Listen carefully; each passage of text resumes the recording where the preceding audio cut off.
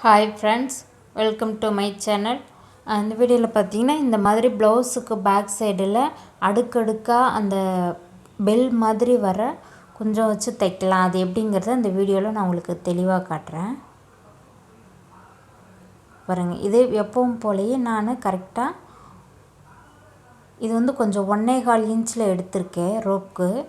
ஏன்னா எனக்கு நல்லா கொஞ்சம் உருண்டையாக வேணும் அப்படிங்கிறதுக்காக பிசுறு நிறையா உள்ளே போகிறது மாதிரி வச்சு பாருங்கள். தையல் சும்மா 1/4 இன்ச்சில் தான் நான் போட்டிருக்கேன்.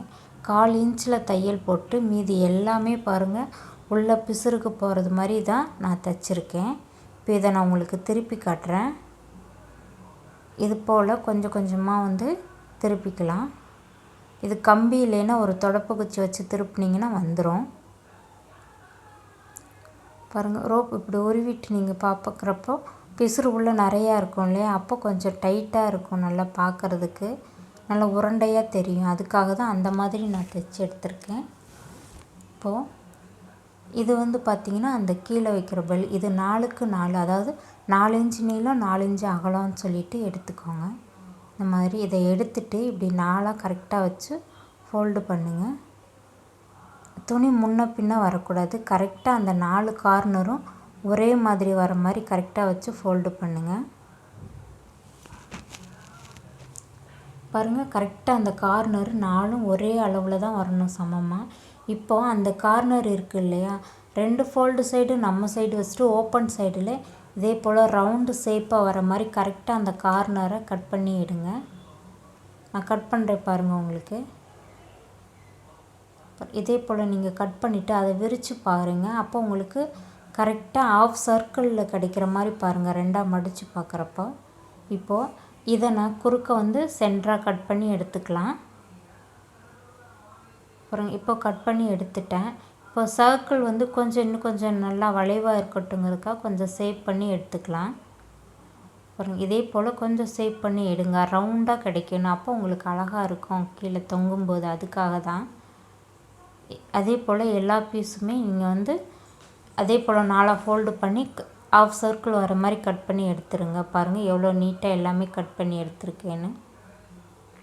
இந்த கார்னர் எல்லாமே பாருங்கள் பிசுறு இதெல்லாம் பட்டு துணிங்கிறதுனால வராது. ஒருவேளை சாதா துணியில் வந்துச்சு அப்படின்னாக்கா டபுளாக ஃபோல்ட் பண்ணிக்கலாம். பாருங்கள், இப்போ நல்ல பக்கம் கெட்ட பக்கம் அப்படிங்கிறத பார்த்துட்டு நல்ல பக்கம் சைடில் உள்ளே கரெக்டாக ரோப்பு வைங்க. உள்ளே வச்சுட்டு பாருங்கள், ரோப் அந்த கீழே நம்ம சமமாக நீட்டாக கட் பண்ணோம் இல்லையா, அந்த இடத்துல வர்றது மாதிரி தான் வைக்கணும் எண்டோட ரோப்பு. ஃபஸ்ட்டு இப்போ நான் தையல் போடுறேன் பாருங்கள். நான் எப்படி தைக்கிறேங்கிறத கொஞ்சம் பார்த்தீங்கன்னாலே உங்களுக்கு அதை திருப்பும்போது ரவுண்ட் ஷேப்பில் கிடைக்கிற மாதிரி தான் நான் உங்களுக்கு அடிக்கிறேன். 2 டைம் தையல் போட்டுக்கோங்க. கொஞ்சம் ஸ்ட்ராங்காக இருக்கட்டும், இல்லைன்னா உருவிட்டு வந்துடும், அதுக்காக தான் சொல்கிறேன். இப்போ 2 டைம் தையல் போட்டு எடுத்துட்டு இப்போ அந்த ரோப் இருக்குது இல்லையா, இது பாருங்கள் கரெக்டாக கீழே வருது, சமமாக இருக்குது. அந்த கார்னரில் ரோப் வச்சு எடுக்கிறோம். இப்போ திருப்பும்போது பாருங்கள் ரவுண்டாக இருக்கிறதுக்கு அழகாக கொடை மாதிரி இருக்குது பார்த்தீங்களா, இப்படி கொடை மாதிரி வந்திருக்கு பாருங்கள். இப்போ இதை நம்ம அடுக்கடுக்காக வச்சோம் அப்படின்னாலே பார்க்க இன்னும் சூப்பராக இருக்கும். அந்த அடுக்கு வைக்கிறது எப்படின்னு பார்த்தீங்கன்னா, அடுத்த இதில் நல்ல பீஸ் எடுத்துக்கிட்டு கரெக்டாக 1/2 இன்ச் கேப்பு விடுங்க. 1/2 இன்ச் கேப்பில் இதே போல் ஃபோல்டு பண்ணிக்கோங்க. ஃபோல்டு பண்ணிவிட்டு கரெக்டாக இப்போ நீங்கள் அந்த தையல் போட்டிங்க அப்படின்னா கரெக்டாக வந்துடும். அந்த கேப் எப்போவுமே கரெக்டாக வைக்கணும். அப்போ தான் உங்களுக்கு அந்த அடுக்கு ஈஸியாக கிடைக்கும். தெரியல அப்படின்னாக்கா 1/2 இன்ச்சுக்கு 1/2 இன்ச்சு நீங்கள் அந்த ரோப்பில் மார்க் பண்ணிவிட்டு நீங்கள் அடுத்த இதை வச்சிங்க அப்படின்னாலே உங்களுக்கு திருப்பும்போது அழகாக கிடைக்கும். பாருங்கள், 2 தையல் போட்டு எடுத்துருங்க.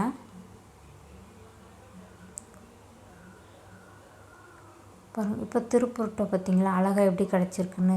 இதே போல் நம்ம எல்லா பீஸுமே வைக்கலாம். உங்களுக்கு எல்லா பீஸும் நான் கொஞ்சம் கொஞ்சமாக வச்சுட்டு காட்டுறேன் பாருங்கள். கரெக்டாக 1/2 இன்ச்சுனா 1/2 இன்ச்சு கேப்பில் தான் நீங்கள் ஒவ்வொரு இதுவுமே நம்ம ரோப்பில் மார்க் பண்ணிவிட்டு இந்த பெல் சைஸில் இருக்கிறத நீங்கள் அட்டாச் பண்ணணும். கரெக்டாக அந்த கேப் ஒரே மாதிரி இருந்தது பாருங்கள். கேப் ஒரே மாதிரி இருந்ததுனால இது பாருங்கள் எவ்வளோ நீட்டாக வந்திருக்குன்னு, எவ்வளோ சூப்பராக வந்திருக்கு பார்த்தீங்களா. இந்த மாதிரி தான் நம்ம பண்ணணும். அந்த கேப்பும் ஒரே மாதிரி இருக்கணும். ஜாயிண்ட்டும் பார்த்திங்கன்னா ஒரு சைடுலேயே வரணும். அப்போ உங்களுக்கு தொங்கும்போது இன்னும் அழகாக இருக்கும் பாருங்கள். கேப்பை பாருங்கள், உங்களுக்காக நான் எடுத்து காட்டுறேன். எந்த மாதிரி கேப் வந்து ஒரே அளவில் வரணும். அப்படி ஒரு அளவில் வரும்போது உங்களுக்கு ரொம்ப ஈஸியாகவே இருக்கும். பார்க்க சூப்பராக இருக்கும். இது வந்து குர்தாஸு, ப்ளவுஸு இந்த மாதிரி பேக் சைடில் வைக்கிறப்போ நிறைய தொங்கும் இல்லையா, அப்போ பார்க்க அழகாக இருக்கும். பாருங்கள், அந்த கேப் எல்லாமே அந்த தையல் கூட பாருங்கள் ஒன் சைடுலேயே தான் கரெக்டாக அட்டாச் பண்ணியிருக்கேன். அந்த மாதிரி ஒரே சைடாக அந்த இது வர்ற மாதிரி அட்டாச் பண்ணுங்கள்.